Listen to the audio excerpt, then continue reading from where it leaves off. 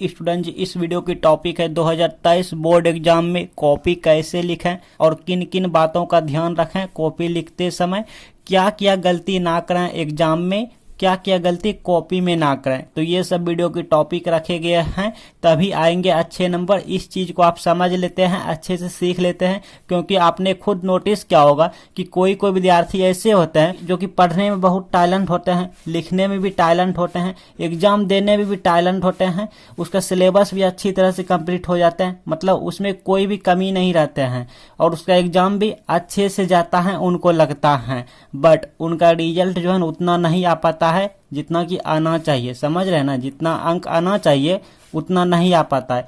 कारण क्या है भाई? कारण यही है कि उन्होंने बोर्ड एग्जाम की कॉपी अच्छे से नहीं दिया, किन किन बातों का ध्यान रखना है वो नहीं रखा, और क्या क्या गलती ना करना है वो ये सब गलती कर दिया होगा। तो बस यही कारण है। तो आपको एग्जाम देने से पहले ही जान लेना है, समझ लेना है, तब आप उस गलती को ना करेंगे। और जैसे हम बताएंगे आपको इन सभी बातों को ध्यान रखना है। ये वीडियो ज़्यादा लॉन्ग भी नहीं होंगे, बस आपको 8 बातों को ध्यान रखना है। तो चलिए बारी बारी से सभी को जानते हैं। फर्स्ट में है, आप इन बातों को ध्यान रखेंगे। देखिए, सबसे पहले आपके कॉपी में जो दिए जाएंगे, कॉपी में अगर नाम छपे हुए रहते हैं तो अच्छी बात है, क्योंकि 2023, 2022, 2021 में ये सब में छपे हुए रहते थे, पहले नहीं रहते थे। अगर 2023 में छपे हुए नाम रहते हैं तो अच्छी बात है। रोल नंबर भी छपे रहते हैं, रोल कोड भी रहते हैं, मतलब ऑलरेडी रहते हैं। सिग्नेचर आपको करना है, रजिस्ट्रेशन नंबर भी हो सकता है छपे हुए रहे, और तो अच्छी बात है। अगर ना रहे छपे हुए तो आपको ठीक है बारीकी से अच्छे से यहाँ पे लिख लेना है। कॉपी में, आपके कॉपी में ये सब नाम लिखना है, रोल नंबर लिखना है, रोल कोड लिखना है, सिग्नेचर करना है, रजिस्ट्रेशन नंबर करना है। अगर छपा हुआ रहता है तो आपको एडमिट कार्ड से ध्यान से मैच करा लेना है, यानी कि चेक कर लेना है सब कुछ सही है कि नहीं। बाय चांस सही नहीं रहता है तो आप जो टीचर होते हैं एग्जाम हॉल में, आप उनसे कहेंगे। आपने सुना होगा first impression is the last impression, तो ठीक इसी प्रकार से यहाँ भी ऐसा कुछ है। देखिए, शुरू का फर्स्ट से लेकर शुरू का जो 1 पेज से लेकर 3 पेज तक आपको अच्छी तरह से लिखना है, उसमें ज्यादा काट कोट ना करना है। बहुत से स्टूडेंट जी गलती करते हैं कि कॉपी मिलते ही वो जल्दी जल्दी में शुरू से 1 से 3 पेज खराब कर लेते हैं, कटकुट कर लेते हैं, और जब एग्जामिनर उनका कॉपी चेक करने लगता है ना, तो उनको लगता है कि ये बच्चा शुरू से कटकुट किया है, गलती किया है, तो बाकी के पेज और लास्ट पेज तक ही ये गलतियां किया होगा। समझ रहे हैं ना? उनको टीचर जी को ऐसा लगता है, एग्जामिनर को ऐसा लगता है कि ये बच्चे कटकुट किया है, मतलब पढ़ने में उतना ठीक ठाक नहीं है, कमजोर है, बाकी के पेज में भी ये कटकुट किया होगा और लास्ट पेज में भी किया ही किया होगा, और फिर ऐसे में एग्जामिनर आपको अच्छे नंबर नहीं देते हैं। इसलिए आपको शांत दिमाग से शुरू का 1 से 3 पेज तक अच्छी तरह लिखना है, बिकॉज आपको ऑलरेडी पता है first impression is the last impression. तो शुरू का 1 से 3 पेज तक आपको अच्छी तरह लिखना है। अच्छी तरह से लिखने के लिए आपके पास एक उपाय हम बता रहे हैं। आप जो क्वेश्चन का आंसर या सोल्यूशन अच्छे तरह से जानते हैं ना, उसी क्वेश्चन को सॉल्व करें, उसी का आंसर दें। ठीक है, ऐसा नहीं कि स्टार्टिंग में फर्स्ट क्वेश्चन ये है तो फर्स्ट क्वेश्चन यही देना, ऐसा कोई जरूरी नहीं है।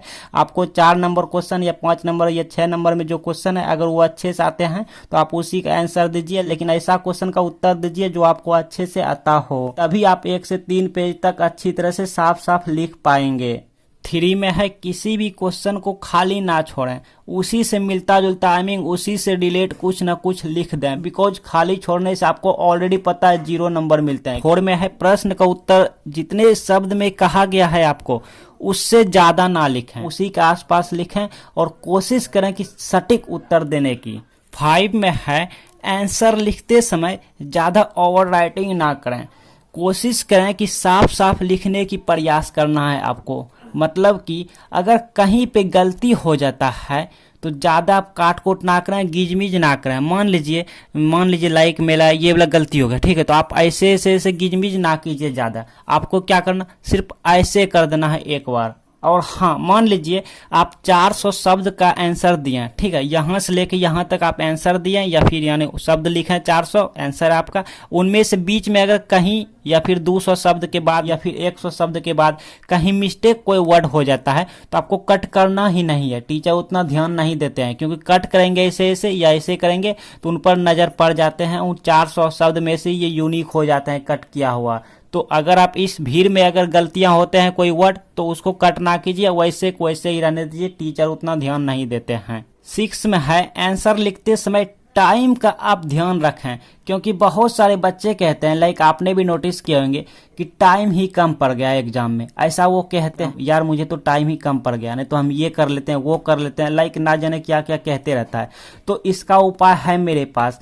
आप क्या करें जिससे आपका टाइम कम ना पड़े, आप अभी से ना मॉडल पेपर प्रैक्टिस सेट जो होते हैं, like model paper practice set होते हैं जी, आप उनको ना 3 घंटे के अंदर सॉल्व करने की आदत डालें। ऐसा आप अभी से प्रैक्टिस करें, घर पे ही करें, ठीक है। तो आपको पता चल जाएगा आप 3 घंटे में कितने क्वेश्चन को कवर कर पा रहे हैं। 7 में है एक ही क्वेश्चन पर नहीं रहना है, आई मीन टाइम आपको बिल्कुल भी बर्बाद नहीं करना है, क्योंकि बहुत से बच्चे एक ही क्वेश्चन में लटके रहते हैं, जिसके कारण आगे वाला क्वेश्चन छूट जाता है और फिर बाद में छाती पीटते रहता है। तो आपको ऐसा गलतियां बिल्कुल भी नहीं करना है। और लास्ट में है एग्जाम टाइम खत्म होने से 5 मिनट पहले अपना कॉपी रीचेकिंग करें, आई मीन अपना कॉपी अच्छे से देख लीजिए, कहीं कोई गलती तो नहीं हुआ है ना, रोल कोड, नाम, रजिस्ट्रेशन नंबर जितने भी हैं सब कुछ देख लीजिए। क्वेश्चन में देखिए कहीं कुछ छूटा बढ़ा नहीं है ना, सब कुछ बारीकी से जांच कीजिए 5 मिनट पहले, ठीक है। आई मीन टीचर को देने से 5 मिनट पहले